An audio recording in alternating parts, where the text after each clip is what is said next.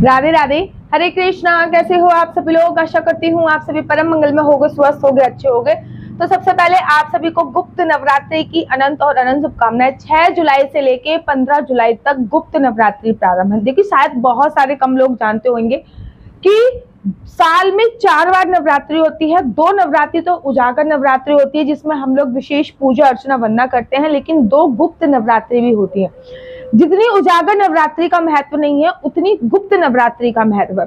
गुप्त नवरात्रि में की गई पूजा अर्चना वंदना का अनंत गुना फल मिलता है और गुप्त नवरात्रि में आप कुछ भी करो उसका विशेष फल आपको प्राप्त होता है। तो चलिए जानते हैं कि गुप्त नवरात्रि पर आपको क्या करना चाहिए। देखिए, गुप्त नवरात्रि उनके लिए बहुत विशेष इंपॉर्टेंट होती है जिनको लगता है कि हमारे ऊपर किसी ने टोना टोटका करा रखा है, हमारी कोख बांध रखी है, हमारा घर बांध रखा है, हमारा बिजनेस बांध रखा है, हमारे ऊपर कोई ऊपरी साया है, या फिर कोई शैतानी शक्तियां हमारे पे प्रभावी हो रही है।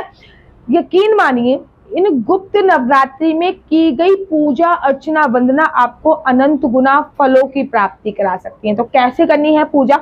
पहली बात तो गुप्त नवरात्रि 6 तारीख से प्रारंभ है। आप ये वीडियो आज ही मिल जाएगी आपको अमावस्या वाले दिन।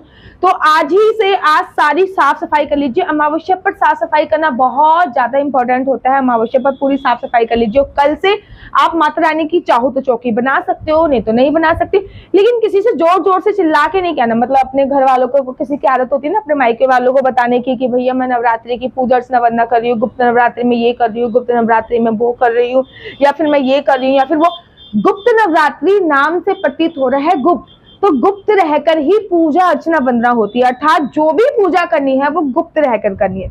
अगर आप चौकी लगा सकते तो लगाइए, चौकी नहीं लगा सकते तो सिंपली माता रानी के पास जाके एक नारियल समर्पित कर दीजिए।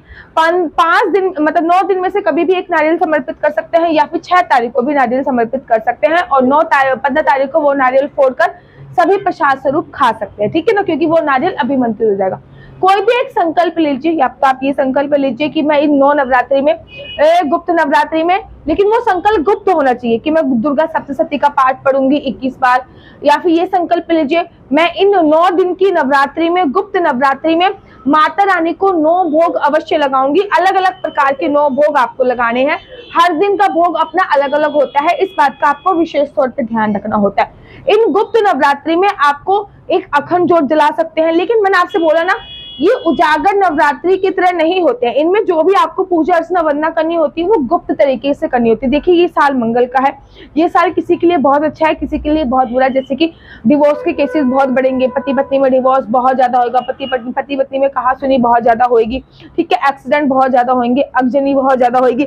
लेकिन कुछ अच्छा भी है, कर्जे बहुत ज्यादा उतरेंगे, आप अपना घर बहुत जल्दी बना सकते हो, प्लॉट बहुत जल्दी ले सकते हो, ठीक है ना। इस गुप्त नवरात्रि में अनार का विशेष महत्व है, और मंगल के साल में अनार का बहुत ज्यादा महत्व होता है। देखिए, अनार जो होता है वो लाल रंग का होता है, मंगल का साल है ये, तो माता रानी को पूरे 9 दिन लाल रंग का अनार आप समर्पित कीजिए, या फिर एक अनार माता रानी के पास जाके समर्पित कीजिए। इससे होता क्या है, नवरात्रि में अनार का भोग जरूर समर्पित कीजिए। देखिए, लाल रंग का इस गुप्त नवरात्रि में बहुत विशेष महत्व है, क्योंकि ये मंगल का साल है। इस 9 दिन में से कभी भी आप पंडित जी को लाल रंग के वस्त्र जरूर समर्पित कीजिए, लेकिन मैंने बोला ना, ये कहीं दिखा के नहीं करना है, ये गुप्त तरीके से करना है। जितने भी उपाय बता रही हूँ ना, इन सबकी जो ये सारे जो उपाय करने हैं वो आपको गुप्त तरीके से करने हैं, क्योंकि ये गुप्त नवरात्रि है। इसमें जो भी पूजा अर्चना वंदना की जाती है वो उजागर रूप से नहीं की जाती। केवल आपको पता होना चाहिए, आपके भगवान को पता होना चाहिए, और आपके घर में मिनिमम मेंबर है। फॉर एग्जाम्पल, आपके हस्बैंड को पता है। दुर्गा सप्तशती के पाठ पढ़ सकते हैं, दुर्गा सप्तशती का नियम ले सकते हैं, 21 बार दुर्गा सप्तशती का अध्ययन कर सकते हैं। आप 21 बार पढ़ना है तो सोच लीजिए आपको दिन में कितनी बार पढ़नी होगी। इससे आपको धन प्राप्ति का आगमन बढ़ता है। अगर बहुत ज्यादा पति पत्नी में डिवोर्स वाले केसेस आ गए हैं, बहुत ज्यादा लड़ाइयां आपस में हो रही है, तो पंडित जी को लाल रंग के वस्त्र दीजिए। सफाई कर्मचारी को चाय होगी, कोल्ड ड्रिंक होगी, इस गुप्त नवरात्रि में जरूर और जरूर पिलाइए। आम का भोग इस बार माता रानी को लगाइए, और आप सब भी पान कीजिए। बाकी मैं इन गुप्त नवरात्रों में एक शॉर्ट वीडियो आपके लिए लेके आती रहूंगी कि हर नवरात्रि पे माता रानी का प्रिय भोग क्या है। देखिए, कुछ भी नहीं कर सकते, जो बोल सकते हो बहुत अच्छी बात है, बोल लीजिए। नहीं बोल सकते तो कम से come every day Mata Rani का कोई ना कोई प्रिय भोग होता है, कोई ना कोई प्रिय फल होता है। जैसे कि प्रथम नवरात्रि में माता रानी को घी का भोग लगाया जाता है, तो वो घी का भोग लगाकर आपको किसी को देना है, ठीक है ना। वो पूरा परिवार भी खाएगा और उसको आपको दान करना होता है। तो एवरीडे माता रानी को कोई ना कोई भोग अवश्य लगाइए। 9 दिन के 9 भोग की वीडियो जल्दी मेरे यूट्यूब चैनल पे आ जाएगी। हर दिन कोई विशेष पूजा अर्चना वंदना कर सकते हैं, हर दिन का विशेष कोई फल होता है। माता रानी को लाल रंग का श्रृंगार का सामान समर्पित कीजिए, उसके बाद वो श्रृंगार का सामान अपनी पंडितानी को दे दीजिए, जिससे आपके हस्बैंड का अगर हेल्थ खराब है तो बहुत ज्यादा सुधार आएगा, क्योंकि मंगल का सार है। इस साल गुस्सा बहुत ज्यादा होगा, तो लोगों में इस साल बहुत ज्यादा गुस्सा होगा और आपके हस्बैंड की भी तबीयत खराब हो सकती है, आपकी भी खराब हो सकती है। तो इस साल लाल रंग के चीजों का दान जितना हो सकता है वो आपको करना होता है। इनफैक्ट आप ब्लड डोनेट भी कर सकते हैं। मेरे हस्बैंड अभी करके आए हैं, बट मैं ब्लड डोनेट नहीं कर सकती क्योंकि मेरी बेटी अभी मेरा दूध पीती है। कोई उपाय हो आपके पास तो बताइए। मेरी बेटी 1.5 साल की हो गई और अभी भी मेरा ब्रेस्ट फीड कर रही है और मैं छुड़ाने की बहुत कोशिश कर रही हूँ, लेकिन वो छोड़ ही नहीं रही है। अगर आपके पास कोई भी उपाय हो, क्योंकि आप सब एक्सपीरियंस लेडी हैं, तो कृपया करके मुझे बताइए कि मैं ब्रेस्ट फीड अब कैसे छुड़वा सकती हूँ।